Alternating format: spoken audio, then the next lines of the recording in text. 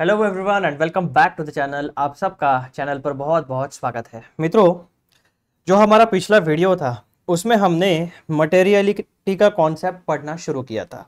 Materiality, उसमें सबसे पहला वाला जो हमारा कोर टॉपिक था वो हमने डिस्कस कंप्लीटली कर लिया है। आप लोग पिछला वीडियो इस टॉपिक के लिए रेफर कर सकते हैं जिसका नाम था what is meant by materiality. यहाँ पे सबसे बेसिक चीज़ें और सबसे इंपॉर्टेंट चीज़ें हमने डिस्कस की रिगार्डिंग मटेरियलिटी। अब इस वीडियो का मुद्दा क्या है?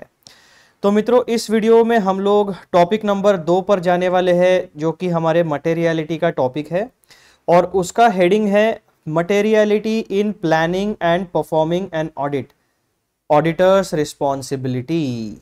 ठीक है, ये हमारा टॉपिक होने वाला है। अब यहाँ पे आप एक चीज ध्यान में रखना, यहाँ पर हम किसके रिस्पॉन्सिबिलिटी की बात कर रहे हैं? हम लोग बात कर रहे हैं ऑडिटर के रिस्पॉन्सिबिलिटी की। एक ऑडिटर कौन होता है? एक क्वालिफाइड चार्टर्ड अकाउंटेंट या फिर एक ऐसा व्यक्ति जो खुद क्वालिफाइड चार्टर्ड अकाउंटेंट है, जिसकी एक चार्टर्ड अकाउंटेंसी फर्म है, या फिर वो चार्टर्ड अकाउंटेंसी में प्रैक्टिस करता है और वो एज एन ऑडिटर किसी एंटिटी या ऑर्गेनाइजेशन ने उसे अपॉइंट किया है to conduct the audit of financial statements. तो ऑडिटर में क्वालिफाइड चार्टर्ड अकाउंटेंट आ गया, यानी जो हमारा एंगेजमेंट पार्टनर होता है उसके टीम मेंबर्स आ गए। ठीक है, ये कलेक्टिवली हम ऑडिटर इन लोगों को कहते हैं। अब ये ऑडिटर जो होता है इसकी रिस्पॉन्सिबिलिटी क्या होती है? तो ऑडिटर को मोटा मोटी 2 काम करने होते हैं। पहला, तो जिस एंटिटी का आप ऑडिट करने वाले हो, जो एंगेजमेंट है आपकी, जो काम है, उसका ढंग से प्लानिंग करो और फिर उसको एफिशिएंटली एंड इफेक्टिव तरीके से परफॉर्म करो। तो बेसिकली जो ऑडिट एंगेजमेंट एक ऑडिटर ने एक्सेप्ट की है तो उसके लिए इफेक्टिव एंड एफिशिएंट तरीके से प्लानिंग करो ताकि आपका जो परफॉर्मेंस है वो इफेक्टिव एंड एफिशिएंट हो सके और जो ऑब्जेक्टिव्स आपके हैं वो आप अचीव कर सके। अब ये जो है ऑडिट करते समय जब हम प्लानिंग करते हैं, जब ऑडिट की प्रोसीजर्स को परफॉर्म करते हैं, तब एक चीज का हमें हमेशा ध्यान रखना है एज एन ऑडिटर, और वो होता है मटेरियलिटी। मटेरियलिटी का मतलब क्या होता है कि जो फाइनेंशियल स्टेटमेंट्स, अब यहां पर आप देखो, उदाहरण के तौर पर कोई भी ऑर्गेनाइजेशन जब कमर्शियल ट्रांजैक्शंस कंडक्ट करती है तो उसके पास 12 महीनों का पीरियड होता है। ठीक है, इन 12 महीने के पीरियड को हम कहते हैं फाइनेंशियल ईयर। करेक्ट, इसमें होते हैं 12 महीने, 1 2 3 4 5 6 7 8 9 10 11 और 12, यानी 1 अप्रैल से लेकर 31 मार्च तक हमारा फाइनेंशियल ईयर कहा जाता है। इन 12 महीनों में बहुत सारे ट्रांजैक्शंस होते हैं। उन ट्रांजैक्शंस में मेन इंपैक्ट कहां पर क्रिएट होता है? इनकम, उसके बाद में एक्सपेंसेस, उसके बाद में असेट्स, और चौथा पॉइंट होता है लाइबिलिटीज। इनकम और एक्सपेंसेस आपके दिखेंगे पीएनएल अकाउंट में, असेट्स और लाइबिलिटीज आपकी रिफ्लेक्ट होगी बैलेंस शीट में, और इन्हीं के साथ यानी पीएनएल और बैलेंस शीट के साथ आप लोग बनाओगे schedules to accounts, notes to accounts और कैश फ्लो स्टेटमेंट। ठीक है, इतनी सारी बातें मिलाकर आपका रेडी होता है सेट ऑफ फाइनेंशियल स्टेटमेंट। ये हो गया आपका set of financial statement, PNL, balance sheet, schedules, notes to accounts, cash flow statement, और इसमें जितने भी डिस्क्लोजर्स आएंगे आपके मैनेजमेंट के, वो सारी बातें। अब ध्यान देने जैसी बात यहां पर क्या है, हमारे लिए सबसे की टर्म कौन सा है यहां पर? मटेरियलिटी। अब बार बार ये मटेरियलिटी का जो वर्ड है ये हमारे ऑडिट में यूज होने वाला है। Through out the discussion of audit materiality is a very very important topic. अब आप एक बात बताओ, जब कोई भी एंटिटी इन 12 महीनों में बहुत सारे ट्रांजैक्शंस को कंडक्ट करेगी, उन बहुत सारे ट्रांजैक्शंस में से इनकम, एक्सपेंस, असेट्स, लायबिलिटी होने वाले। अब ये जो इनको अकाउंटिंग करनी पड़ेगी, इसके लिए इन्हें एप्लीकेबल फाइनेंशियल रिपोर्टिंग फ्रेमवर्क को फॉलो करना पड़ेगा। अकाउंटिंग स्टैंडर्ड्स या इंडियन अकाउंटिंग स्टैंडर्ड, जो भी स्टैंडर्ड्स उनको एप्लीकेबल है उन्हें फॉलो करना पड़ेगा। उसके बाद में जो भी इंडस्ट्री में वो लोग काम करते हैं, जिस भी देश में वो लोग काम करते हैं, वहाँ के लॉज, रूल्स एंड रेगुलेशंस, तो कंप्लीट रेगुलेटरी स्ट्रक्चर जो है उसके हिसाब से उन्हें काम करना पड़ेगा। और जो फाइनेंशियल ट्रांजैक्शंस है उन्हें भी laws, rules, regulations, generally accepted accounting principles and accounting standards, Indian accounting standards and financial reporting framework, इसके पूरे दायरे को समझ के उस तरीके से उन्हें अपने फाइनेंशियल स्टेटमेंट्स प्रिपेयर करने पड़ेंगे। अब ये जो मटेरियलिटी है इन कॉन्टेक्स्ट ऑफ ऑडिट, इसका मतलब हमने क्या पढ़ा था? मटेरियलिटी मतलब ऐसी चीज, ऐसी इंफॉर्मेशन, यहां पर दी गई इंफॉर्मेशन जिसका impact users of financial information के इकोनॉमिक डिसीजन के ऊपर पड़ता है, ऐसे चीजों को हम कहते हैं मटेरियल इंफॉर्मेशन। यहां पर अगर कोई इंफॉर्मेशन है, फॉर एग्जांपल मैं एक इन्वेस्टर हूं और इनके फाइनेंशियल स्टेटमेंट में दी गई इंफॉर्मेशन अगर मेरे इकोनॉमिक डिसीजन के ऊपर पॉजिटिव या नेगेटिव किसी भी प्रकार का कोई इंपैक्ट नहीं डाल रही है, सो दैट मीन्स क्या कि वो इंफॉर्मेशन मेरे लिए न्यूट्रल है, वो इंफॉर्मेशन मेरे लिए मटेरियल नहीं है एज एन इन्वेस्टर।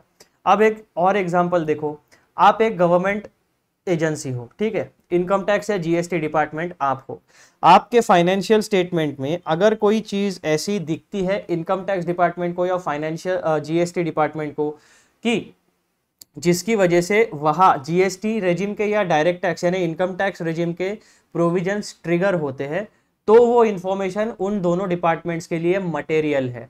अदरवाइज अगर इनकम टैक्स के प्रोविजंस में या जीएसटी रेजिम के प्रोविजंस में अगर एक भी प्रोविजन आपके बताए गए इंफॉर्मेशन की वजह से कोई भी प्रोविजन अगर ट्रिगर नहीं होता है, तो ऐसी इंफॉर्मेशन को हम कहते हैं न्यूट्रल इंफॉर्मेशन, वो इंफॉर्मेशन मटेरियल नहीं है। अब ऑडिटर को हमेशा एक ही तराजू में इंफॉर्मेशन को तोलना है। जब भी आप ऑडिट करोगे तो एक पर्सपेक्टिव ऑडिटर को डेवलप करना पड़ेगा वाया हिज प्रोफेशनल जजमेंट, और वो पर्सपेक्टिव क्या रहेगा?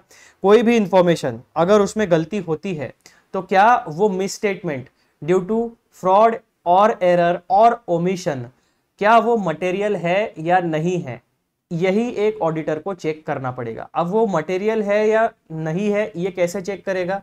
फिर ऑडिटर देखेगा कि जो भी इंफॉर्मेशन जिसका मिसस्टेटमेंट हुआ है, यानी जो गलत रिप्रेजेंट हुई है या जैसे रिप्रेजेंट होनी चाहिए थी वैसे रिप्रेजेंट नहीं हुई है, तो उसका इम्पैक्ट ऑडिटर देखेगा कि जो भी यूजर्स ऑफ फाइनेंशियल स्टेटमेंट्स है, जैसे कि इंटरनल यूजर्स और एक्सटर्नल यूजर्स, ये व्यक्ति जब भी कोई डिसीजन लेंगे based on this financial information, क्या उनके इकोनॉमिक डिसीजन पे इम्पैक्ट होता है या नहीं होता है, इन्फ्लुएंस होता है या नहीं होता है। गलत इंफॉर्मेशन की वजह से अगर उनका डिसीजन भी गलत हुआ, सो दैट मीन्स कि आपके ऑडिट के दौरान जो भी मिसस्टेटमेंट आपने आइडेंटिफाई किए एज एन ऑडिटर, उसे आप कहोगे मटेरियल मिसस्टेटमेंट। अगर आपने जो मिसस्टेटमेंट्स आइडेंटिफाई किए हैं वो मिसस्टेटमेंट्स इंटरनल या एक्सटर्नल यूजर्स के इकोनॉमिक डिसीजन के ऊपर किसी प्रकार का पॉजिटिव या नेगेटिव कोई इंपैक्ट या इन्फ्लुएंस नहीं करते हैं, तो ऐसे डिसीजंस को कहा जाएगा न्यूट्रल इंफॉर्मेशन, यानी वो हमारे ऑडिट के लिए वो इंफॉर्मेशन मटेरियल नहीं है, दैट इंफॉर्मेशन इज इमटेरियल, हम उसे एज एन ऑडिटर इग्नोर कर सकते हैं। तो ये बेसिक चीज आपको प्लानिंग करते वक्त ऑडिट में समझ में आनी चाहिए एज एन ऑडिटर। तो ये एक पर्सपेक्टिव आपको बताना था, वो हम लोगों ने डिस्कस कर लिया। अब मैं आगे बढ़ता हूं। Materiality in planning and performing an audit, auditor's responsibility. अब जब आप ऑडिट का प्लानिंग करोगे और ऑडिट को परफॉर्म करोगे, तो during the planning phase and during the performing phase, यानी स्टेप्स जो भी आप फॉलो करोगे from the start to the end of the audit, इस पूरे प्लानिंग एंड परफॉर्मेंस फेज के दौरान थ्रू आउट द ऑडिट, यानी ऑडिट के शुरुआत से लेकर ऑडिट के अंत तक मटेरियलिटी का कॉन्सेप्ट हमेशा एक ऑडिटर अप्लाई करते रहेगा, उसे हमेशा मटेरियलिटी के बारे में अलर्ट रहना पड़ेगा। तो ये ऑडिटर की रिस्पॉन्सिबिलिटी है। ऑडिट का planning phase and performance phase, यानी ऑडिट शुरू होने से लेकर ऑडिट खत्म होने तक जहां पर भी मटेरियलिटी का कॉन्सेप्ट अप्लाई होगा, उस चीज के लिए ऑडिटर को रिस्पॉन्सिबिलिटी है, उस चीज के लिए ऑडिटर को अलर्ट रहना पड़ेगा। तो यहाँ पे सबसे पहला पॉइंट हम क्या पढ़ने वाले हैं? Application of materiality in auditing, यानी एक ऑडिटर मटेरियलिटी को किस तरीके से अप्लाई करता है while planning and performing the audit. तो यहां पर आपको इसके बारे में इंफॉर्मेशन मिलने वाली है स्टैंडर्ड ऑन ऑडिटिंग 320 में पैराग्राफ नंबर 5 में आपको इसके बारे में इंफॉर्मेशन मिलेगी। The concept of materiality is applied by the auditor, कौन से सेगमेंट्स में ऑडिटर मटेरियलिटी का कॉन्सेप्ट अप्लाई करता है, ये इंफॉर्मेशन आपको ऐसे 320 पैराग्राफ नंबर 5 में मिलने वाली है, जो कि हम डिटेल में डिस्कस करेंगे। पॉइंट नंबर 2 में हम पढ़ने वाले हैं स्टैंडर्ड ऑन ऑडिटिंग 320 का paragraph number 2, financial reporting frameworks and materiality. उसमें फाइनेंशियल रिपोर्टिंग फ्रेमवर्क्स में मटेरियलिटी क्या कहती है, एंड ऐसे 320 का paragraph number 3, application of materiality in audits. तो बेसिकली ऐसे 320 का पैराग्राफ नंबर 2 जिसमें मटेरियलिटी के बारे में इंफॉर्मेशन है, एंड ऐसे 320 पैराग्राफ नंबर 3, यानी पैराग्राफ नंबर 2 और पैराग्राफ नंबर 3, ऐसे 2 पैराग्राफ्स हम लोग यहाँ पे पढ़ने वाले हैं। इन दोनों पैराग्राफ्स को पढ़ने के बाद हमें फाइनेंशियल रिपोर्टिंग फ्रेमवर्क्स क्या मटेरियलिटी के बारे में बात करते हैं या नहीं करते हैं, इसके बारे में इंफॉर्मेशन मिलने वाली है। पॉइंट नंबर 3 में हम लोग पढ़ने वाले हैं ऐसे 320 का पैराग्राफ नंबर 6, जहां पर हमें पढ़ने को मिलेगा materiality in audit planning, judgments on materiality in audit planning and evaluation of uncorrected misstatements. यानी अगर एज एन ऑडिटर आपने कोई मिसस्टेटमेंट्स आइडेंटिफाई किए, आपने एक रिपोर्ट बनाई और जो रिलेवेंट एम्प्लॉयज है, यानी जिस व्यक्ति या जिस डिपार्टमेंट के आपने एरर्स निकाले हैं, अनकरेक्टेड मिसस्टेटमेंट्स निकाले हैं, अगर एज एन ऑडिटर आपने वो चीज़ें कम्युनिकेट की है, आपके कम्युनिकेट करने के बाद भी अगर कोई एम्प्लॉई या डिपार्टमेंट या कोई मैनेजर या दोस्त चार्ज विद गवर्नेंस अगर उस मिसस्टेटमेंट्स को करेक्ट नहीं करता है, तो किस तरीके से ऑडिटर डीलिंग करेगा, वो सारी चीजें हमें यहाँ पे पता चलेगी। यानी आप किस तरीके से उन चीजों का इवैल्यूएशन करोगे with respect to materiality. Point number 4 में हमें पता चलेगा professional judgment in determining materiality. Point number 5 perspectives on materiality, अलग अलग पर्सपेक्टिव होते हैं।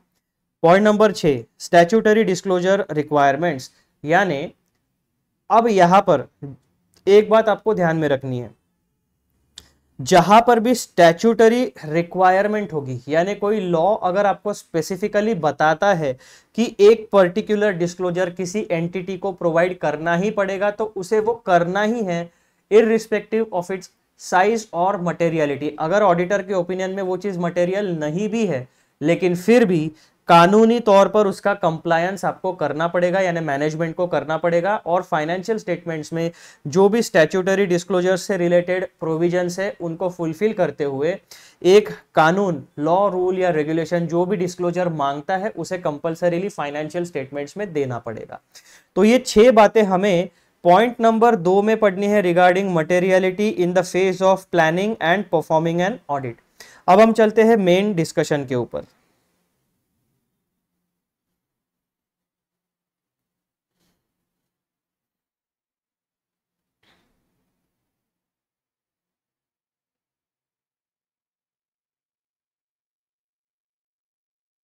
तो हमारा जो प्यारा इंस्टीट्यूट है, institute of chartered accountants of India, वो जो स्टडी मटेरियल इशू करता है, वो स्टडी मटेरियल आपको इंस्टीट्यूट के वेबसाइट पे मिलेगा। लेटेस्ट स्टडी मटेरियल जो जनवरी 2025 के एग्जाम में एप्लीकेबल है, वो है आपका अप्रैल 2023 का एडिशन। उसी को बेस पकड़ के मैंने ये स्टडी मटेरियल थोड़ा बहुत कैलिब्रेट किया है, रेडी किया है। और इंस्टीट्यूट के स्टडी मटेरियल पे आपको पेज नंबर 3.17 और 3.18 पे टॉपिक नंबर 2 जो हम अभी यहाँ पर डिस्कस करने वाले हैं, वो आइडेंटिफाई यानी वहां पर आपको मिल जाएगा। तो हमारा टॉपिक क्या है? Materiality in planning and performing an audit, auditor's responsibility. As an auditor क्या क्या जिम्मेदारी होती है with respect to materiality while planning the audit and while performing the audit. Point number 1 application of materiality in auditing. अब ये जो materiality का concept है, ये ऑडिट करते समय कहाँ पे अप्लाई होने वाला है, उसके बारे में जानकारी है। पॉइंट नंबर ए, ऐसे 320 पैराग्राफ नंबर 5 कहता है the concept of materiality is applied by the auditor, यानी ऑडिट करते समय मटेरियलिटी का कॉन्सेप्ट कहाँ पे एक ऑडिटर अप्लाई करता है, इसके बारे में इंफॉर्मेशन हमें मिलती है स्टैंडर्ड ऑन ऑडिटिंग 320 में पैराग्राफ नंबर 5 में। 4 जगह पर ऑडिटर मटेरियलिटी का कॉन्सेप्ट अप्लाई करता है वाइल परफॉर्मिंग एन ऑडिट। पहली जगह कौन सी है? इन planning and performing the audit. The concept of materiality is applied by the auditor in planning and performing the audit. सबसे पहली चीज प्लान करो एंड परफॉर्म करो, यानी through out the audit materiality का कॉन्सेप्ट अप्लाई होने वाला है। The concept of materiality is applied by the auditor in evaluating the effect of identified misstatements on the audit. यानी ऑडिट करते समय जो भी मिसस्टेटमेंट्स एक ऑडिटर ने आइडेंटिफाई किए हैं उसका इफेक्ट क्या है ऑन द एंटायर ऑडिट, उसका इवेल्युएशन करते समय मटेरियलिटी का कॉन्सेप्ट अप्लाई होता है। Point number 3, the concept of materiality is applied by the auditor in evaluating the effect of uncorrected misstatements if any on the financial statements. कई बार ऐसा होता है कि ऑडिटर दिन भर में जो काम करता है उसके सारी क्वेरीज एक पेपर पे नोट करता है या एक्सेल शीट में नोट करता है। At the end of the day हम लोग वो क्वेरी शीट जो है वो रिलेवेंट डिपार्टमेंट के साथ, जिस एंटिटी का हम ऑर्गेनाइजेशन का ऑडिट करते हैं उस एंटिटी के मैनेजर्स के साथ या दोस्त चार्ज विद गवर्नेंस के साथ या रिलेवेंट एम्प्लॉय के साथ हम वो क्वेरी शीट शेयर करते हैं। अब ऐसे केसेस में अगर ऑडिटर ने कोई क्वेरी पूछी है या कोई मिसस्टेटमेंट आइडेंटिफाई किया है तो फिर भी उसके बाद भी अगर मैनेजमेंट या दोस्त चार्ज विद गवर्नेंस इन लोगों ने उस मिसस्टेटमेंट को करेक्ट नहीं किया, तब उसका इवैल्यूएशन करेगा एक ऑडिटर की वो अनकरेक्टेड मिसस्टेटमेंट्स जो है, अनकरेक्टेड गलतियां जो है, उनका फाइनेंशियल स्टेटमेंट्स के ऊपर क्या इंपैक्ट पड़ने वाला है। Point number 4, the concept of materiality is applied by the auditor in forming the opinion on the auditors report. तो ऐसा 4 बेसिकली ये 4 पॉइंट्स नहीं है, 4 फेजेस ऑफ ऑडिट है। पहले पॉइंट में उन्होंने कह दिया कि पूरे एंटायर ऑडिट के दौरान मटेरियलिटी का कॉन्सेप्ट अप्लाई होने वाला है, that means in planning and performing the audit.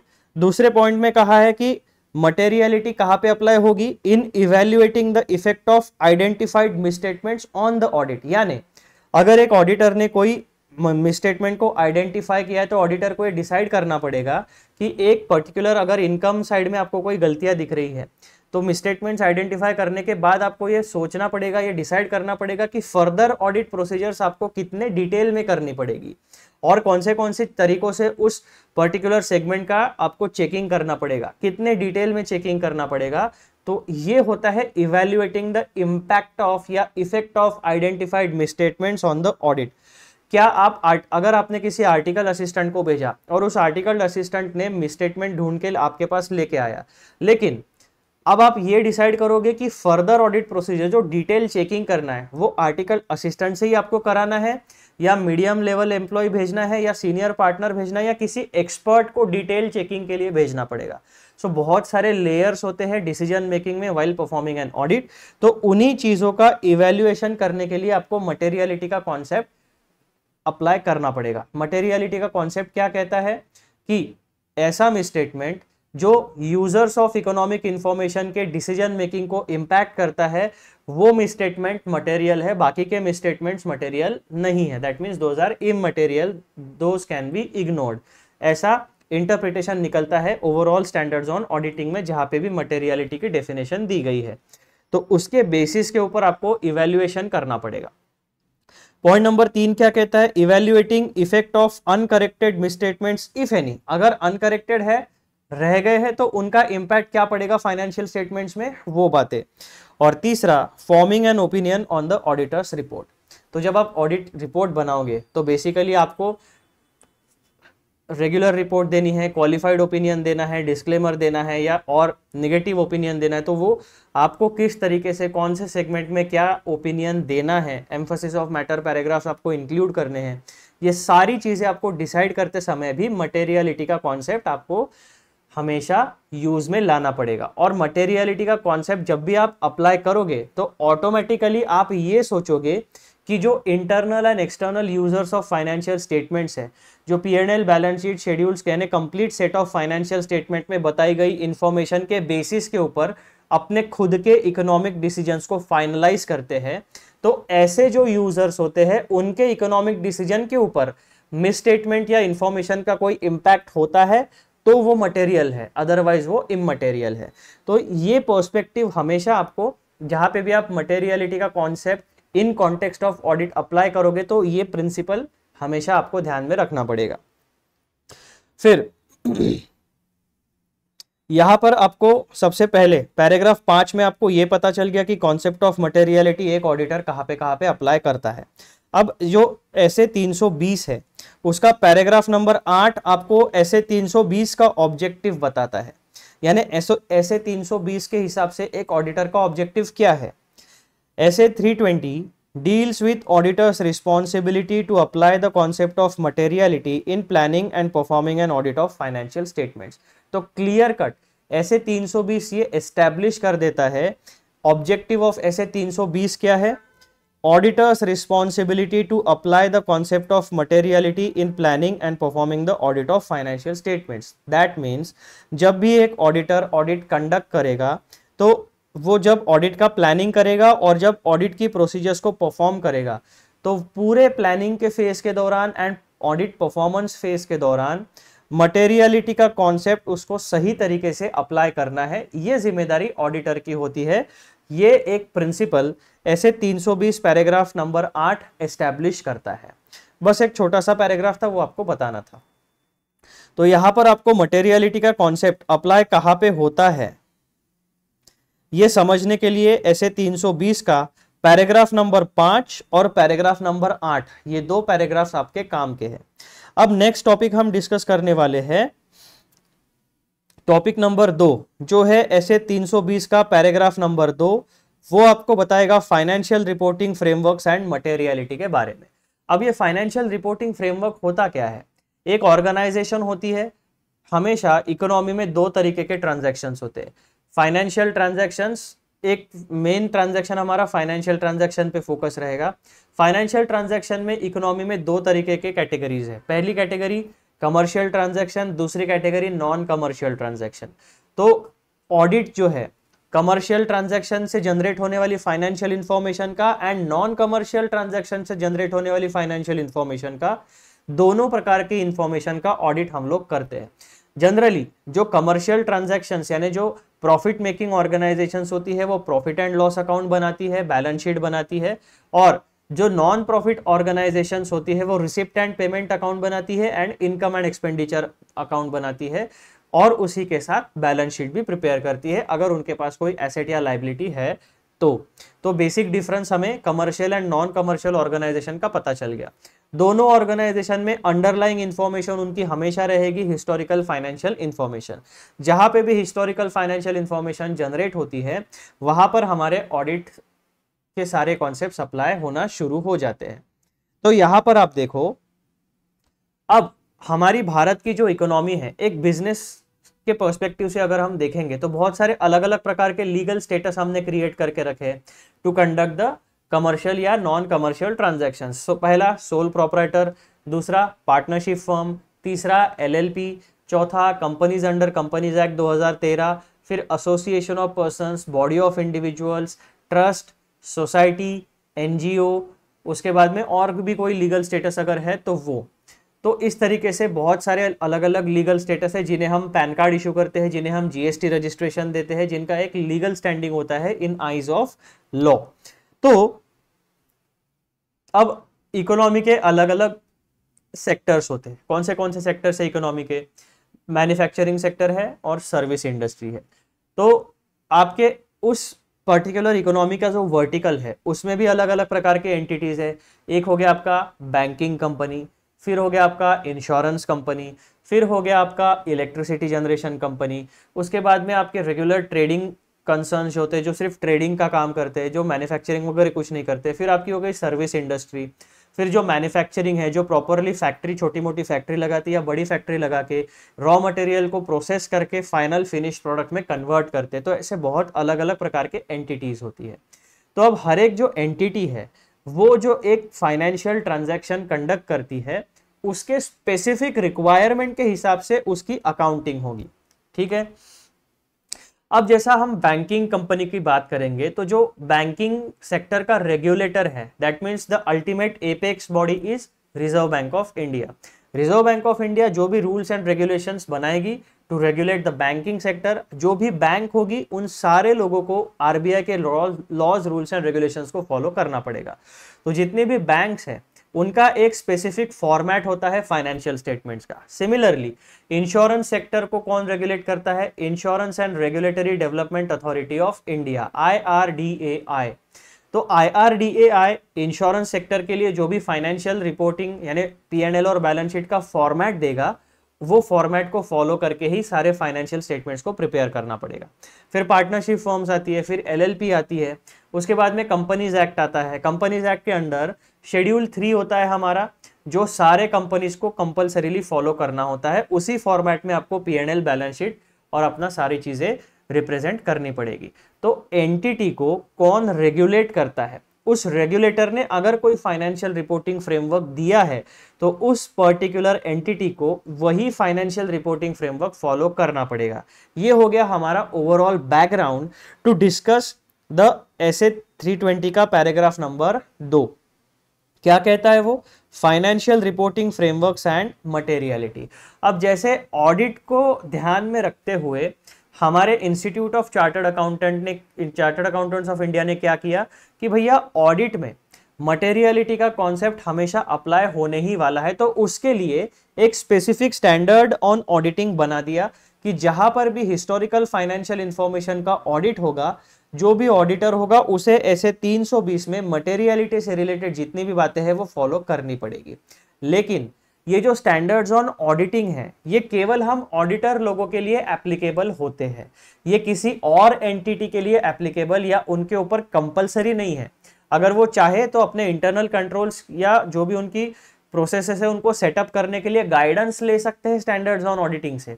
लेकिन ऑडिटर को छोड़ के, एक चार्टर्ड अकाउंटेंट को छोड़ के किसी दूसरे व्यक्ति के लिए, किसी दूसरे प्रोफेशन के लिए स्टैंडर्ड्स ऑन ऑडिटिंग कंपलसरी नहीं होते हैं। ये हमारे लिए कंपलसरी है। जब भी हम ऑडिट करेंगे तो हमें स्टैंडर्ड्स ऑन ऑडिटिंग के गाइडेंस को फॉलो करके ऑडिट की प्रोसेस करनी है। लेकिन अब हमारा जो स्टैंडर्ड 320 है वो ये कहता है कि हम लोगों को तो पता है मटेरियलिटी के कंसेप्ट के बारे में, लेकिन जो फाइनेंशियल रिपोर्टिंग फ्रेमवर्क्स होते हैं क्या उनमें भी, जैसे कि शेड्यूल 3 में आपके P&L और बैलेंस शीट का फॉर्मेट दिया है और बहुत सारी इंफॉर्मेशन दी है कि कौन सा फाइनेंशियल स्टेटमेंट का कौन सा element, for example capital, equity या फिर लॉन्ग टर्म लायबिलिटीज या फिर शॉर्ट टर्म लायबिलिटीज, इनको आप किस तरीके से रिप्रेजेंट करोगे, उनका मतलब क्या होता है, वो सारी चीजें आपको एक्सप्लेन की गई है शेड्यूल 3 में। तो क्या ऐसे एक्सप्लेनेशन में यानी फाइनेंशियल रिपोर्टिंग फ्रेमवर्क्स में मटेरियलिटी के बारे में भी बात की गई है या नहीं की गई है, इसके बारे में हम अभी डिस्कशन करने वाले हैं। तो मटेरियलिटी क्या कहती है एज पर पैराग्राफ नंबर 2। अब हम कॉन्टेक्स्ट थोड़ा सा चेंज हुआ है। अभी तक हम स्टैंडर्ड्स ऑन ऑडिटिंग के बारे में बात करते थे विद रिस्पेक्ट टू मटेरियलिटी। अब हम स्टैंडर्ड्स ऑन ऑडिटिंग से हट के एक और चीज हमने खड़ी की है जो है फाइनेंशियल रिपोर्टिंग फ्रेमवर्क्स। तो वो अलग अलग industry regulator financial reporting frameworks issue कर सकते हैं। ठीक है, तो क्या उनमें भी मटेरियलिटी का कॉन्सेप्ट एप्लीकेबल रहेगा या उनमें मटेरियलिटी के कॉन्सेप्ट का कोई मेंशन होता है क्या? ओवरऑल सिनेरियो क्या है फाइनेंशियल रिपोर्टिंग फ्रेमवर्क्स का विथ रिस्पेक्ट टू मटेरियलिटी, इसके बारे में जानकारी देता है पैराग्राफ नंबर 2 ऑफ SA 320। क्या कहता है वो? Financial reporting frameworks often discuss the concept of materiality in the context of preparation and presentation of financial statements. This is a very very important statement. दो चीजें आपको ध्यान में रखनी है। आपकी आंखों के सामने दो बातें होनी चाहिए। पहली बात कौन सी? सबसे पहली चीज आपकी आंखों के सामने आनी चाहिए स्टैंडर्ड्स ऑन ऑडिटिंग। ठीक है,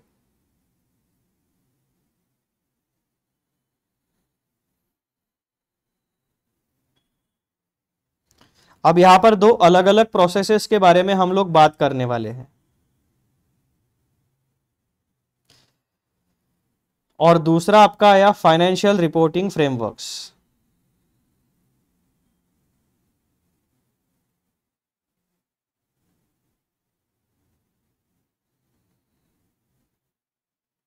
दो अलग अलग बातें हम डिस्कस करने वाले हैं, तो आप कृपया अच्छे से ध्यान दीजिए। एक बहुत इंपॉर्टेंट कॉन्सेप्ट मैं आपके सामने समझाने जा रहा हूं आप लोगों को ही।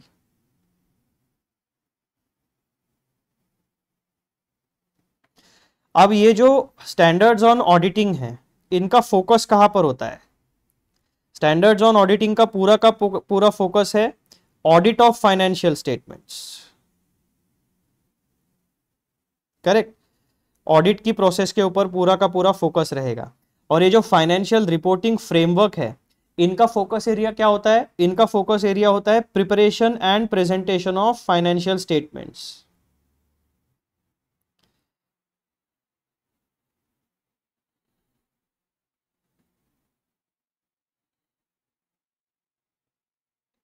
बेसिक डिफरेंस आप लोगों के आंखों के सामने आ चुका है। तो ऐसे 320 का जो पैराग्राफ नंबर 2 है, उसने हमारे आंखों के सामने दो बेसिक चीजें लाकर रख दी है।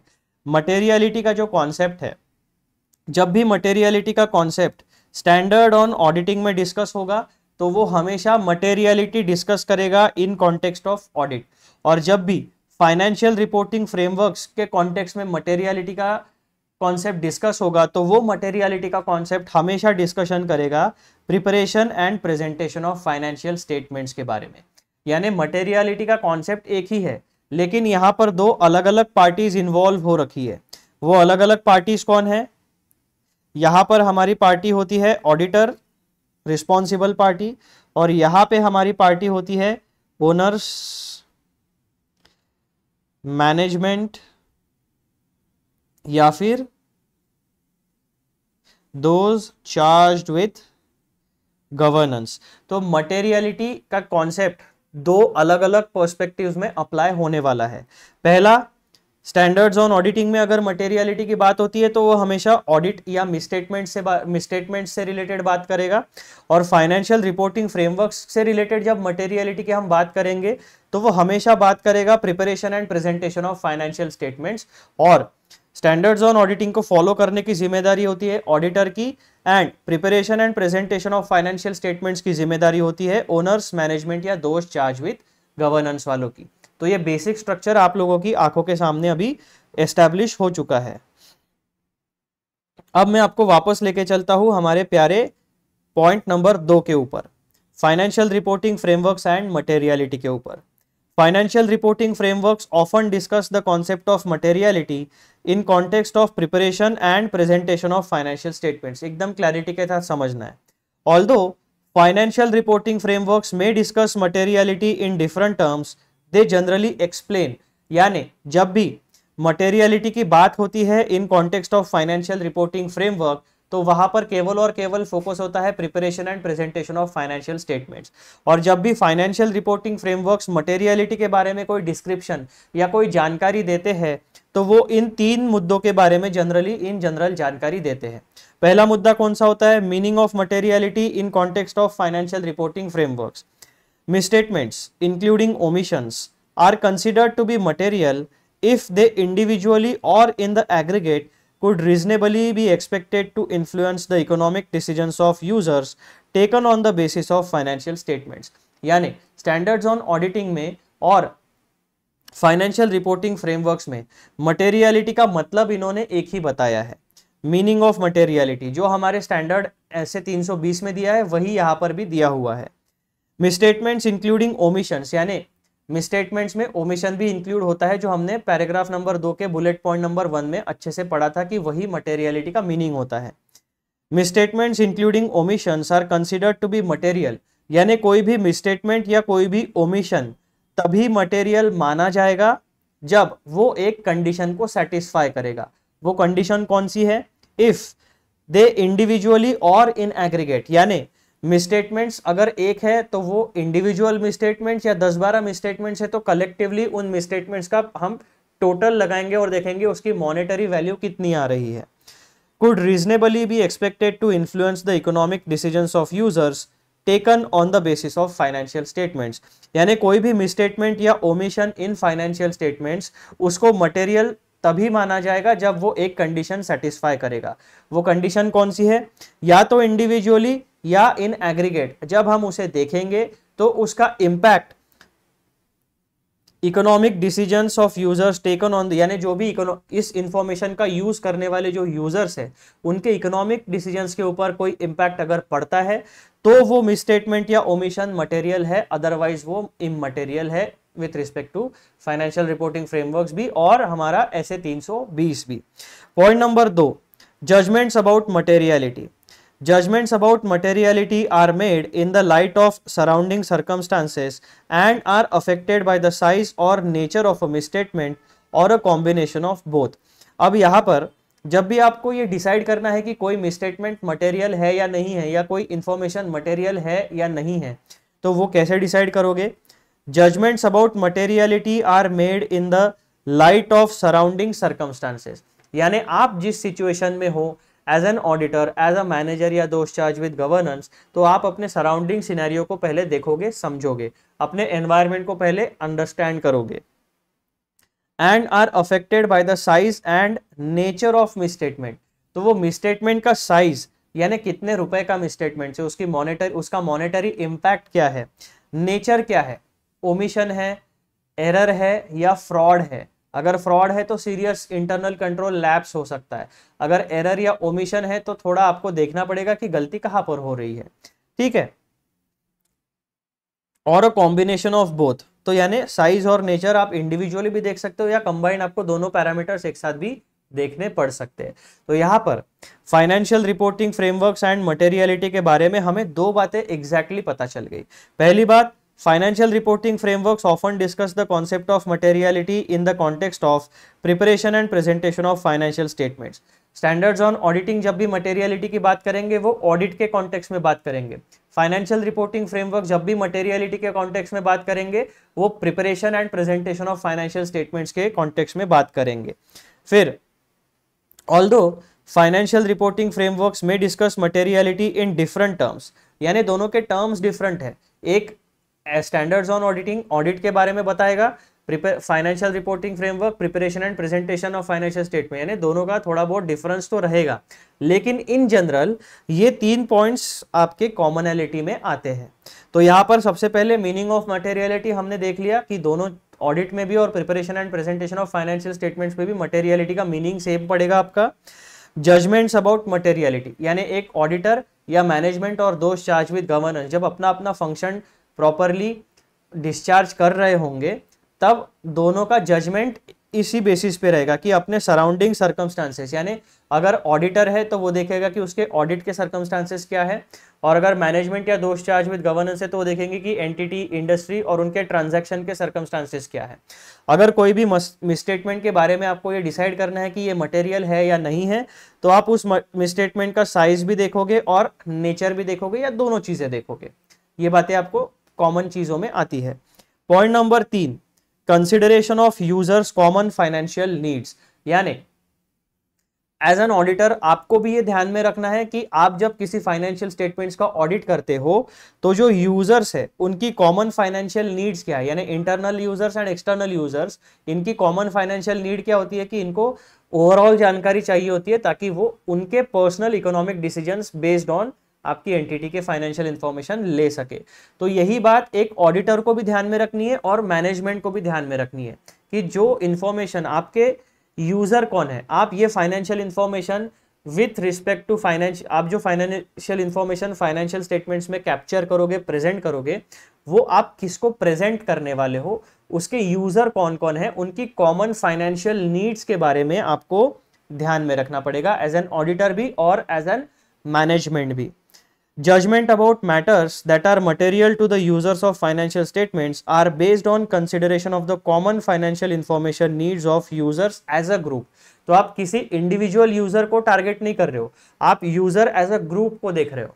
जैसे कि गवर्नमेंट और उसकी एजेंसीज, तो उसमें आपकी सेंट्रल गवर्नमेंट भी आ गई, स्टेट गवर्नमेंट भी आ गई, उसके सारे ईडी, सीबीआई या फिर इनकम टैक्स, जीएसटी, जितने भी गवर्नमेंट के डिपार्टमेंट्स है या सीएजी है, आपको जितने भी लोगों को चाहिए, आप गवर्नमेंट के सेक्टर को एज अ ग्रुप देखोगे, इंडिविजुअल आप ऐसा, क्योंकि कितने बहुत सारे फाइनेंशियल स्टेटमेंट्स बनाने पड़ेंगे। अगर हम हर एक इंडिविजुअल की नीड को फुलफिल करते चले गए तो साल भर हमें रोज फाइनेंशियल स्टेटमेंट्स ही बनाते रहते पड़ेंगे, तो ऐसा नहीं होना चाहिए। एक बार हम फाइनेंशियल स्टेटमेंट प्रेजेंट करेंगे, पूरे साल का ब्यौरा एक बार देंगे, इन जनरल उसमें ऐसी सारी इंफॉर्मेशन कलेक्ट करके देंगे कि एज अ ग्रुप उन सारे यूजर ऑफ फाइनेंशियल स्टेटमेंट्स की इंफॉर्मेशन नीड्स फुलफिल हो जाए। अब यहाँ पे आप एक बात ध्यान में रखना है आपको कि consideration of users common financial needs, तो ये जो कॉमन फाइनेंशियल नीड आप फुलफिल करने वाले हो आपके यूजर्स की, तो हमेशा आप ग्रुप को टारगेट करोगे, इंडिविजुअल यूजर अगर है तो उसको आप इग्नोर करने वाले हो। The possible effect of misstatement on specific individual users, अगर कोई मिसस्टेटमेंट है भी और उसका इंपैक्ट अगर किसी इंडिविजुअल यूजर के ऊपर पड़ रहा है, whose needs may vary widely, is not considered. तो मटेरियलिटी के केस में हम यूजर का एक ग्रुप देखेंगे कि भाई इन्वेस्टर्स कौन है, फाइनेंसर्स कौन है, क्रेडिटर्स कौन है, सप्लायर्स कौन है, तो उनको एज अ ग्रुप इकट्ठा देखेंगे। हर सप्लायर में फिर हम इंडिविजुअल सप्लायर की इंफॉर्मेशन नीड को कैटर नहीं कर रहे, सप्लायर कलेक्टिवली हम कैटर कर रहे हैं। इन्वेस्टर, इंडिविजुअल इन्वेस्टर को हम जानकारी नहीं दे रहे, ओवरऑल इन्वेस्टर्स को हमने एक फाइनेंशियल स्टेटमेंट्स में जानकारी प्रोवाइड कर दी है। तो इस तरीके से आपको अप्रोच करना पड़ेगा। तो मित्रों, ऐसे 320 में पैराग्राफ 2 में 4 मुद्दे मेन बताए गए हैं। पहली बात, ये जो पहला वाला पैराग्राफ हम लोगों ने पढ़ा था, ये वाला फाइनेंशियल रिपोर्टिंग से लेकर शुरू होता है वो, और स्टेटमेंट्स तक ये जो एक लाइन है ये इंपॉर्टेंट है। ये क्या कहती है? Financial reporting frameworks often discuss the concept of materiality in context of preparation and presentation of financial statements. तो इस एक स्टेटमेंट का हमने एक इक्वेशन डिराइव कर लिया कि हमारे पास एक कॉन्सेप्ट है मटेरियलिटी का।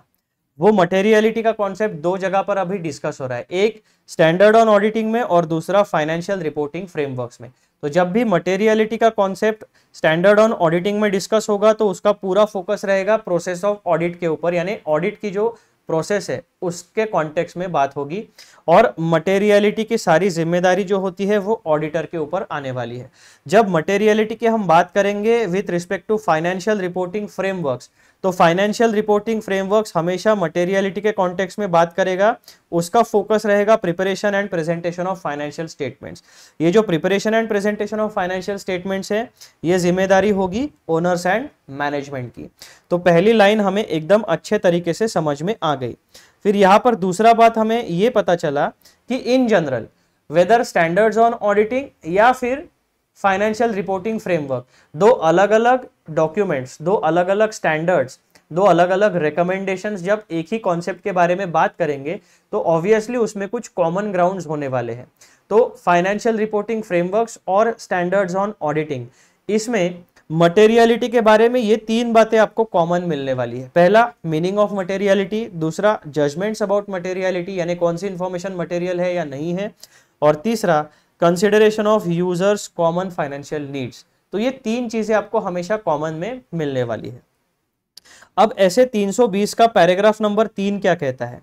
Application of materiality in audits, reference to financial reporting framework, यानी मटेरियलिटी के बारे में जब हम बात करते हैं with respect to financial reporting framework, such a discussion if present in applicable financial reporting framework provides a frame of reference to the auditor in determining materiality for the audit। तो जब भी एक ऑडिटर किसी entity का audit करने जाता है वो सबसे पहले क्या करता है? एंटिटी का लीगल स्टेटस जान लेता है।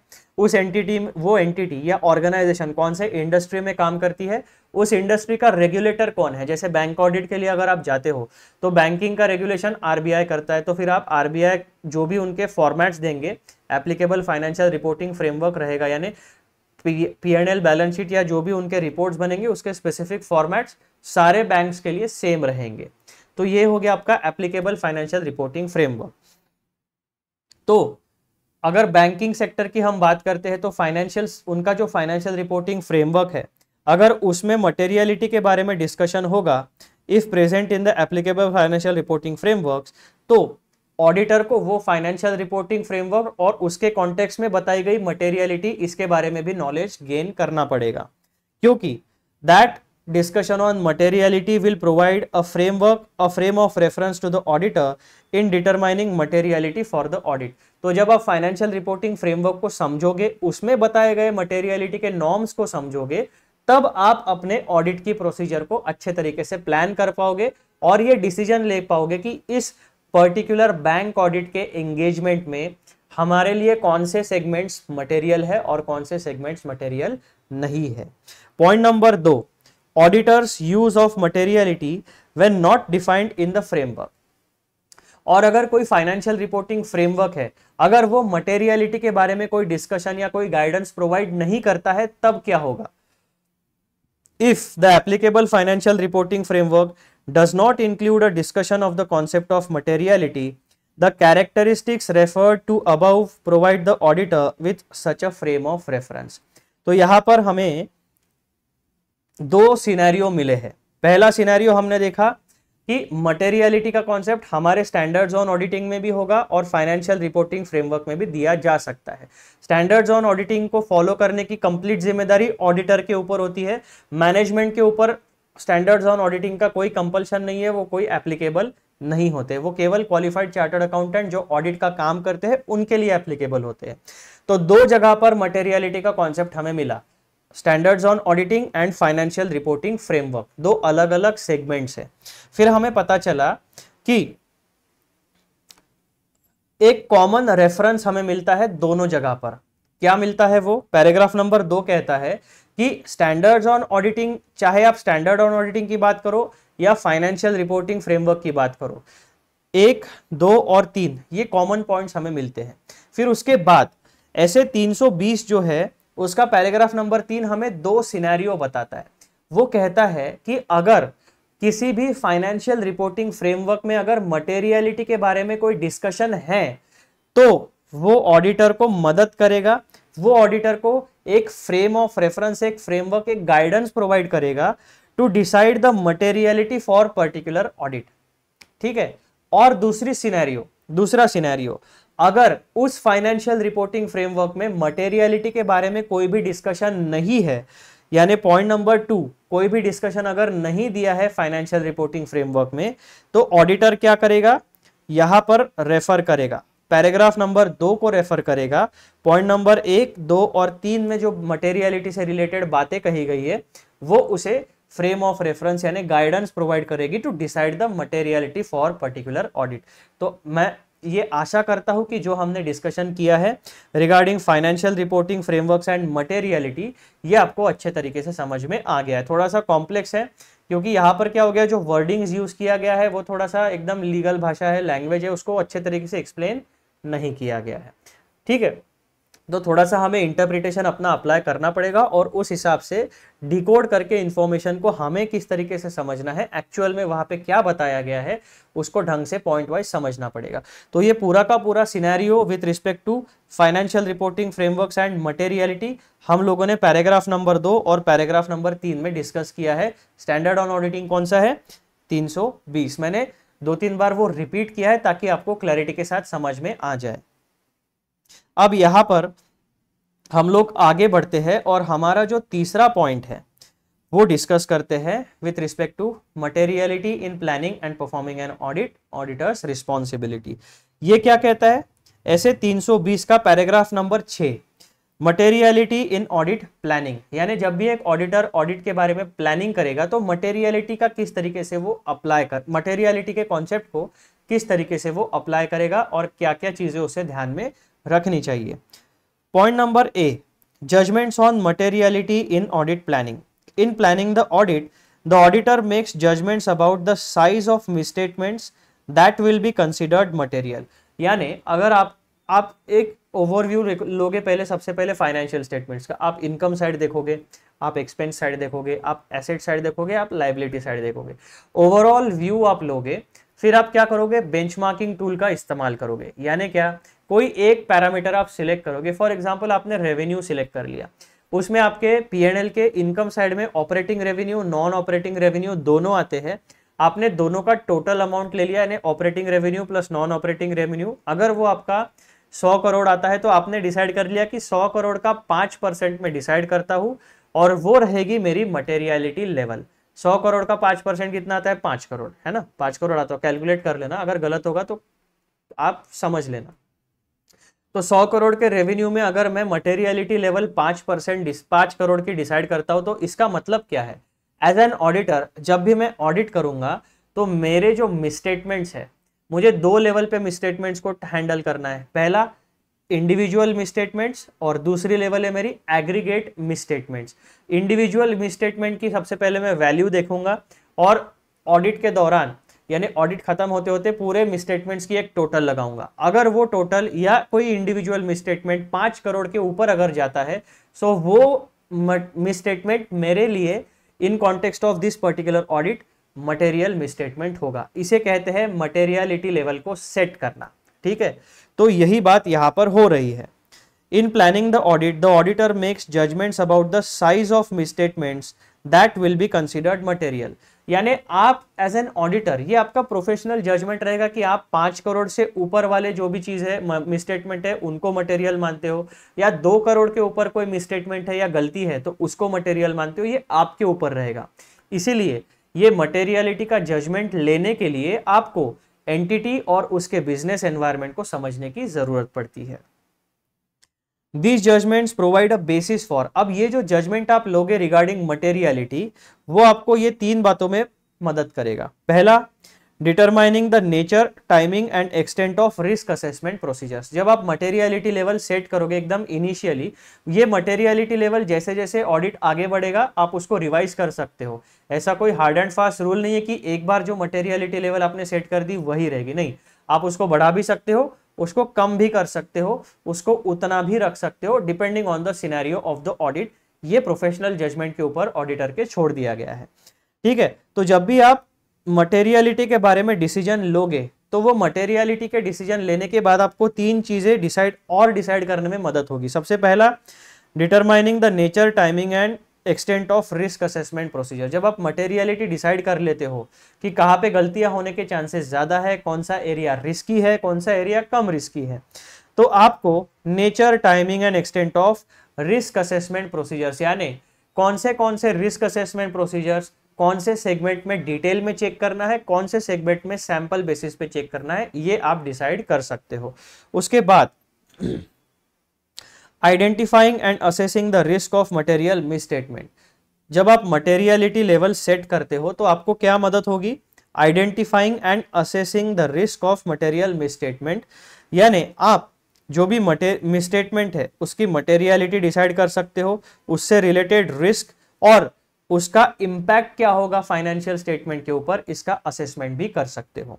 Point number 3, determining the nature, timing and extent of further audit procedures. यानी सबसे पहले तो आप रिस्क असेसमेंट प्रोसीजर्स परफॉर्म करोगे, फिर उसका असेसमेंट करोगे, फिर ये डिसाइड करोगे कि रिस्क असेसमेंट होने के बाद अभी तक जो ओवरऑल सिनेरियो आपके समझ में आया है उसके बेसिस के ऊपर क्या आपको फर्दर ऑडिट प्रोसीजर यानी और डिटेल में ऑडिट करने की जरूरत है या ऑल्टरनेटिव ऑडिट प्रोसीजर्स अप्लाई करने की जरूरत है। ये 3 बातें आपको डिसाइड करने में मदद होगी। इसीलिए सबसे पहला पॉइंट क्या कहता है? Judgment on materiality in audit planning. एक ऑडिटर अपने प्रोफेशनल जजमेंट को अप्लाई करके, एक्सरसाइज करके, सबसे पहले तो ओवरऑल फाइनेंशियल स्टेटमेंट्स के लिए एक मटेरियलिटी लेवल सेट करता है, एक मॉनेटरी वैल्यू सेट करता है, और वो मॉनेटरी वैल्यू आपको ये बताती है कि इसके नीचे जितने भी मिसस्टेटमेंट्स या गलतियां होगी, whether due to error, omission या फ्रॉड, आप उसको इग्नोर कर सकते हो। अगर आपके उस थ्रेशोल्ड के ऊपर कोई मिसस्टेटमेंट जाता है, आइदर इंडिविजुअली और सारे मिसस्टेटमेंट्स का मिला के जो टोटल है, अगर आपके मटेरियलिटी लेवल के ऊपर जाता है, तब आप उसका इंपैक्ट असेस करोगे और डिसाइड करोगे कि आपको फर्दर ऑडिट प्रोसीजर्स कौन सी परफॉर्म करनी है। पॉइंट नंबर 2 क्या कहता है? Evaluation of uncorrected misstatements. तो एज एन ऑडिटर, अगर आपने ऑडिट करते समय कोई क्वेरी निकाली है, कोई प्रॉब्लम्स निकाले, कोई एरर्स निकाले हैं और वो आपने प्रॉपरली मैनेजमेंट या दोस्त चार्ज विद गवर्नेंस के साथ शेयर किए, अब आप ये एक्सपेक्ट करते, अब आप 2 सिनेरियो हो सकते हैं। पहला सिनेरियो, या तो मैनेजमेंट या दोस्त चार्ज विद गवर्नेंस कहेंगे कि अरे ये जो क्वेरीज है ये तो अभी हम सॉल्व कर लेते हैं, आप इसको ऑडिट रिपोर्ट में मत डालना। तो आप क्या चेक करोगे कि जितना लिस्ट ऑफ क्वेरी आपने दिया है, क्या वो सारे के सारे क्वेरी पॉइंट्स मैनेजमेंट या दोस्त चार्ज विद गवर्नेंस ने रिजॉल्व कर दिए हैं। अगर रिजॉल्व कर दिए हैं तो वो इशू वहीं पे खत्म हो जाएगा और ये सारा जो भी चीजें आपने की है वो केवल और केवल ऑडिटर के वर्किंग पेपर्स में डॉक्यूमेंट होके इशू रिजॉल्व हो जाएगा। अगर आपने क्वेरीज देने के बाद भी अगर मैनेजमेंट या दोस्त चार्ज विद गवर्नेंस वालों ने उन मिसस्टेटमेंट्स को करेक्ट नहीं किया, तब क्या होगा? तो 2 सिनेरियो हो गए, आइदर मैनेजमेंट रिजॉल्व कर देगी इश्यूज को तो आप पूरा इशू ही खत्म हो जाएगा, और अगर मैनेजमेंट वो इश्यूज को रिजॉल्व नहीं करती है तो आपको इवैल्यूएशन करना पड़ेगा कि जो अनकरेक्टेड मिसस्टेटमेंट्स है उसका अल्टीमेटली फाइनेंशियल स्टेटमेंट्स के ऊपर फाइनेंशियल इंपैक्ट क्या पड़ता है, पॉजिटिव इंपैक्ट पड़ रहा है या नेगेटिव इंपैक्ट पड़ रहा है, ये प्रॉपरली आपको रिपोर्ट में आपके बताना पड़ेगा। तो यहां पर हम दो बातें डिस्कस करेंगे in evaluation of uncorrected misstatements. पहला, materiality in relation to misstatements and consideration of misstatements, nature and circumstances.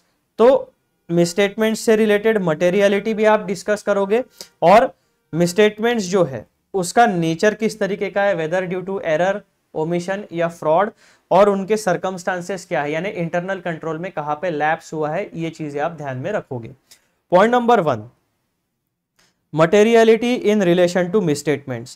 The materiality determined when planning the audit does not necessarily establish an amount below which uncorrected misstatements individually or in aggregate will always be evaluated as immaterial. अब हमने एक चीज discuss की थी, वो चीज क्या है कि एज एन ऑडिटर हम क्या करते हैं, ऑडिट का काम शुरू करने से पहले एक इनिशियल मटेरियलिटी लेवल को सेट करते हैं।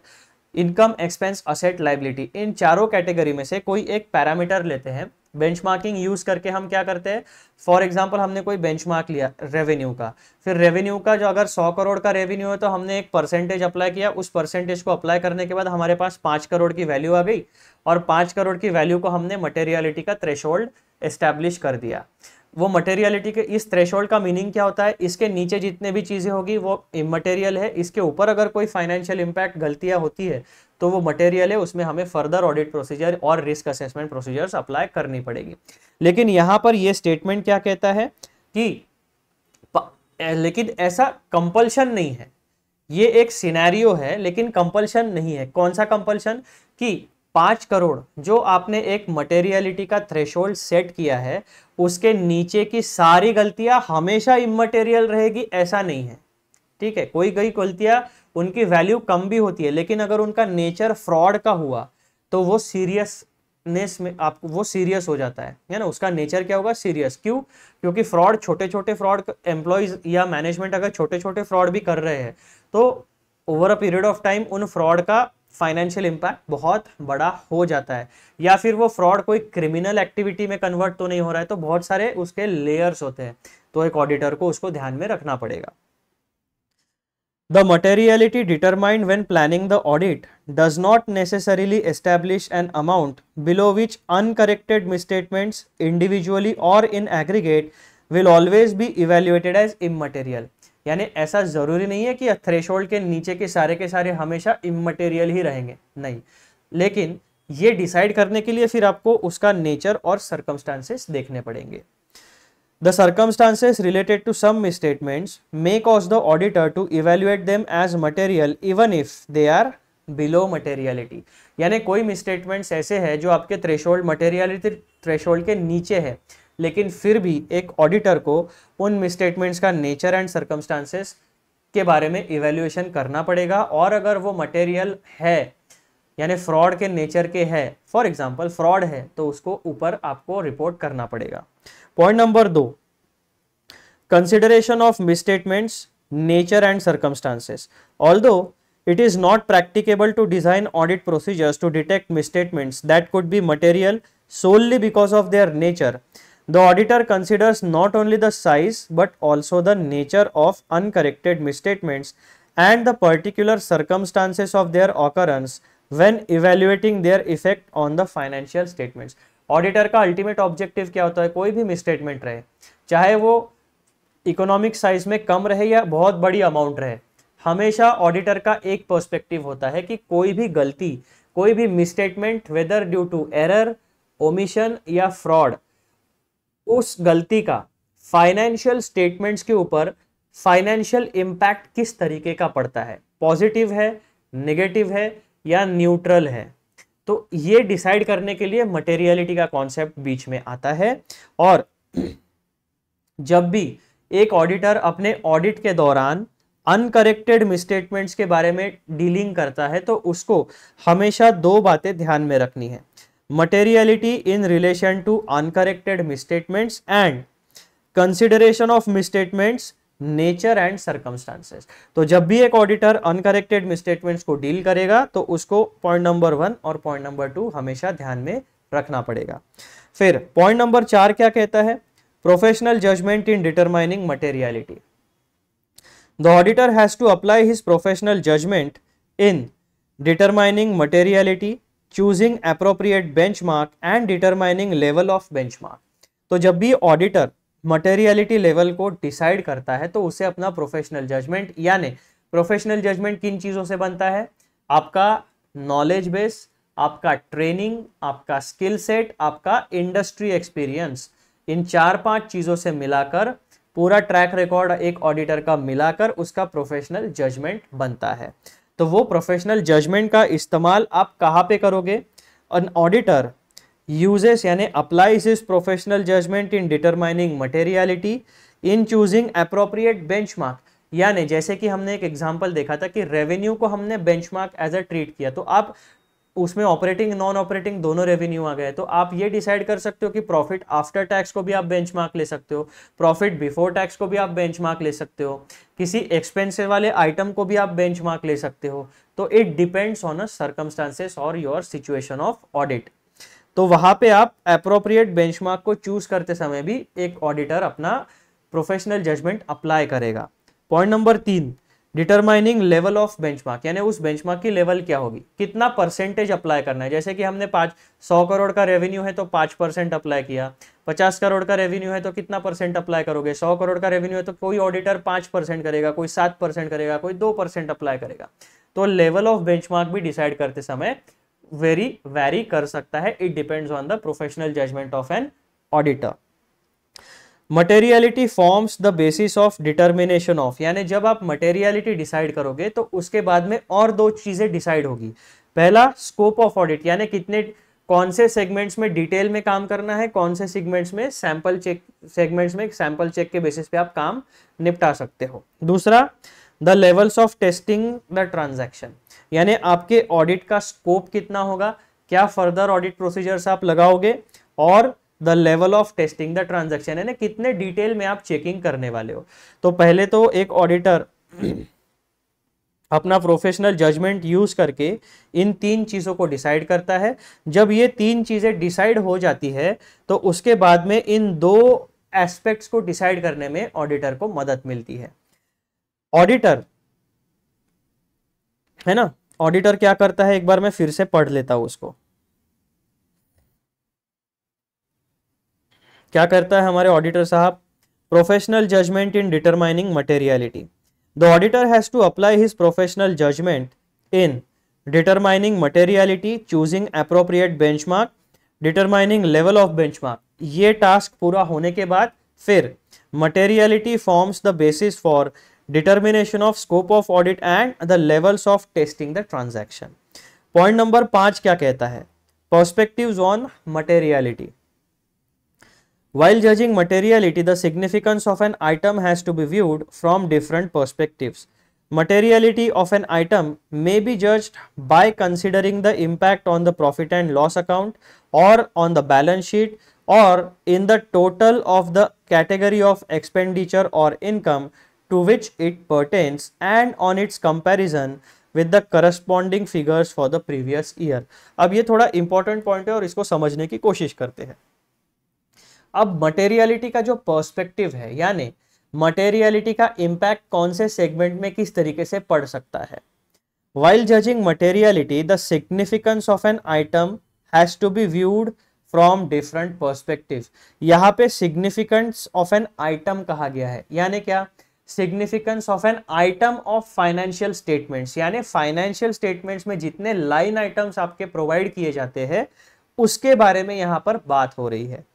Materiality of an item may be judged bye considering the impact. अब जो line item of financial statements है, उस लाइन आइटम के बारे में जब आप मटेरियलिटी डिसाइड करने जाते हो तो आपको क्या चेक करना पड़ेगा कि वो जो लाइन आइटम है उसका impact profit and loss account में पड़ रहा है क्या, उसका इम्पैक्ट बैलेंस शीट में पड़ रहा है क्या, या फिर उसका इम्पैक्ट एक्सपेंडिचर या इनकम के किसी स्पेसिफिक कैटेगरी में पड़ रहा है क्या। और ये 1, 2 और 3 जब ये चीजें आप डिसाइड कर लोगे तो फिर आप क्या, अगर आपने फाइंड आउट किया कि जो भी materiality with respect to an item of financial statement है तो उसका मिसस्टेटमेंट जो है उसका इम्पैक्ट अगर प्रॉफिट एंड लॉस अकाउंट पे पड़ रहा है तो आप करंट ईयर के फिगर्स पे क्या इंपैक्ट पड़ रहा है वो भी देखोगे, और वो कंपैरिजन आप उसके प्रीवियस ईयर के डेटा के साथ भी करोगे। यानी आपको कंपैरेटिव एनालिसिस करने के बाद एक आइडिया आ जाएगा कि पिछले साल भी क्या ये गलती प्रेजेंट थी या नहीं थी। तो आप क्या करोगे, एनालिटिकल प्रोसीजर्स लगाओगे। जब भी आप एक फाइनेंशियल ईयर के डेटा को दूसरे फाइनेंशियल ईयर के डेटा के साथ कंपेयर करते हो, स्टडी करते हो, तो वहां पे हम एनालिटिकल प्रोसीजर्स अप्लाई करते हैं। ठीक है, तो ये बेसिक चीजें आपकी पर्सपेक्टिव्स ऑन मटेरियलिटी हो गई।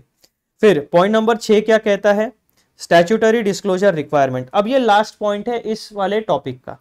ये क्या कहता है मित्रों, स्टैट्यूटरी डिस्क्लोजर रिक्वायरमेंट। अब इसका एक जिस्ट मैं आपको बता देता हूं। जहां पर भी स्पेसिफिकली किसी भी लॉ में अगर ये कहा गया है कि इस ट्रांजैक्शन के बारे में आपको डिस्क्लोजर देना ही देना है, कंपलसरी है, तो वहां पे मटेरियलिटी का कोई लेना देना नहीं है। ठीक है, लॉ की प्रोविजन है, उसके साथ आपको कंप्लाई करना ही पड़ेगा, चाहे वो ट्रांजैक्शन 10 रुपए का हो, चाहे वो ट्रांजैक्शन 10,000 का हो, चाहे वो ट्रांजैक्शन 10 करोड़ का हो। ठीक है, तो आपको स्टैट्यूटरी डिस्क्लोजर रिक्वायरमेंट्स को कंप्लाई करते हुए उसका डिस्क्लोजर 100% फाइनेंशियल स्टेटमेंट्स में प्रोवाइड करना ही पड़ेगा। Point number 6, statutory disclosure requirements. If there is any statutory requirement of disclosure, it is to be considered material irrespective of the value or amount। बोल दिया भाई, कानून ने बोल दिया तो वो करना है। फिर 10 रुपए का ट्रांजैक्शन का डिस्क्लोजर दो या 10 करोड़ का दो, वो फर्क नहीं पड़ने वाला। कानून में प्रोविजन है तो उसको फॉलो करना पड़ेगा। अब इसके एग्जांपल्स क्या है, एग्जांपल्स आर गिवन बिलो, यानी स्टैट्यूटरी डिस्क्लोजर रिक्वायरमेंट्स के examples. Point number 1, as per division 1 of schedule 3 of the companies act 2013, any item of income or expenditure which exceeds 1% of the revenue from operations or rupees 1 lakh, whichever is higher, needs to be disclosed separately। अब यहाँ पे companies act 2013 की provision है। Companies act 2013 में financial reporting framework दिया गया आपको division 1 schedule 3 में। वो क्या कहता है, if any item of income और एक्सपेंडिचर, यानी P&L का आपका आइदर इनकम का आइटम होगा या एक्सपेंडिचर का आइटम होगा, अगर वो जो आपका टोटल रेवेन्यू फ्रॉम ऑपरेशंस है, यानी आपका जो ऑपरेटिंग रेवेन्यू है या आपका जो ऑपरेटिंग रेवेन्यू है उसके 1% से अगर एक्सीड करता है और 1 लाख रुपए से एक्सीड और 1 लाख रुपए, तो इन 1 लाख रुपए की या 1% ऑफ रेवेन्यू फ्रॉम ऑपरेशंस, ये दो अमाउंट जब आप कैलकुलेट करोगे, इसमें से जो भी हायर होगा, अगर वो कंडीशन सेटिस्फाई हो गई तो आपको इसका डिस्क्लोजर देना ही पड़ेगा। एग्जांपल नंबर 2 क्या कहता है, a company should disclose in notes to accounts shares in the company held by each shareholder holding more than 5% shares, specifying the number of shares held as per requirements of the division 1 of schedule 3 of companies act. तो यहाँ पे मित्रों, अब इस वाले example को बहुत ज्यादा एक्सप्लेन करने की कोई जरूरत नहीं है। जब आप पढ़ोगे तो आपको समझ में आ ही जाएगा कि क्या डिस्क्लोजर कंपलसरीली मांगा है। तो यहाँ पर फिर आपका मटेरियलिटी का कॉन्सेप्ट कोई अप्लाई करने की जरूरत नहीं है। जो भी लॉ, रूल, रेगुलेशन या जनरली एक्सेप्टेड अकाउंटिंग प्रिंसिपल्स या अकाउंटिंग स्टैंडर्ड्स या इंडियन अकाउंटिंग स्टैंडर्ड्स या इंटरनेशनल फाइनेंशियल रिपोर्टिंग स्टैंडर्ड्स, जो भी चीजें एक एंटिटी को एप्लीकेबल है और अगर वो स्टैट्यूटरी रिक्वायरमेंट है तो आपको वो 100% डिस्क्लोजर देना ही पड़ेगा या उसको फॉलो करना ही पड़ेगा। तो मित्रों, ये है complete discussion regarding materiality in planning and performing an audit and auditors responsibility, यानी ऑडिटर की रिस्पॉन्सिबिलिटी के अंदर मटेरियलिटी से रिलेटेड क्या क्या चीजें इंक्लूड होती है, उन सारी बातों का एक्सप्लेनेशन इस टॉपिक में हम लोगों ने कवर कर लिया है। अब हमारा अगला जो वीडियो रहेगा वो हम शुरू करेंगे टॉपिक नंबर 3 के डिस्कशन से। ये वाला वीडियो हम लोग यहीं पे रोकते हैं। जाने से पहले एक छोटी सी रिक्वेस्ट है, चैनल को सब्सक्राइब जरूर करिए, वीडियो को पूरा देखिए ताकि आपको अपने कॉन्सेप्ट्स को बिल्डअप करने में मदद मिले, और वीडियोस को लाइक करिए। और सीए इंटरमीडिएट वाले स्टूडेंट्स के साथ, बहुत से स्टूडेंट्स हैं जिन्हें फ्री लेक्चर्स की जरूरत है, अभी भी चैनल वहां तक नहीं पहुंच पा रहा है, तो आप लोग शेयर करेंगे अपने दोस्तों के साथ तो चैनल उन लोगों तक पहुंच पाएगा जिन्हें ऑडिट के लेक्चर्स की जरूरत है। बस दैट वाज एक छोटी सी रिक्वेस्ट। अब हम मिलेंगे अगले वीडियो में, तब तक के लिए बाय बाय एंड अच्छे से पढ़ाई करिए। जनवरी की एग्ज़ाम बहुत जल्दी ही आपके सर के ऊपर आने वाली है।